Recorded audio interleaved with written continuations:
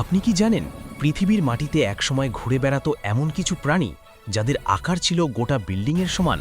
হ্যাঁ, তারা ছিল ডাইনোসর।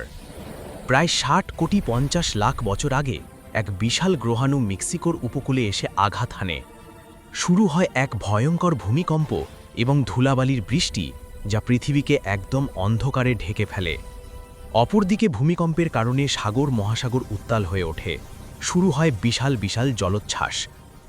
আসলে ঠিক কি হচ্ছে ডাইনোসরেরা কিছুই বুঝতে পারছিল না। ঝড় ও ধুলা বৃষ্টির কারণে সূর্যের আলো পৃথিবীতে পৌঁছানো সম্ভব হচ্ছিল না। পৃথিবীর তাপমাত্রা ক্রমাগত কমতে থাকে, সেই সাথে গ্রহাণু সংঘর্ষের সাথে সাথে যে মেটালগুলা আকাশে উড়ে গিয়েছিল সেগুলো গ্র্যাভিটির কারণে আবার নিচে নামতে শুরু করে। এর ফলে সংঘর্ষের স্থান থেকে শত শত কিলোমিটার দূরে থাকা ডাইনোসরদেরও মৃত্যু হতে থাকে। প্রায় ১৬৫ মিলিয়ন বছর ধরে পৃথিবীর রাজত্ব করা দানব প্রাণীগুলো মুহূর্তেই শেষ হয়ে যায়। ভিডিওটি দেখে ভালো লাগলে অবশ্যই লাইক করবেন এবং এরকম রহস্যময় ভিডিও পেতে এখনই আমাদের চ্যানেলটি সাবস্ক্রাইব করে রাখুন।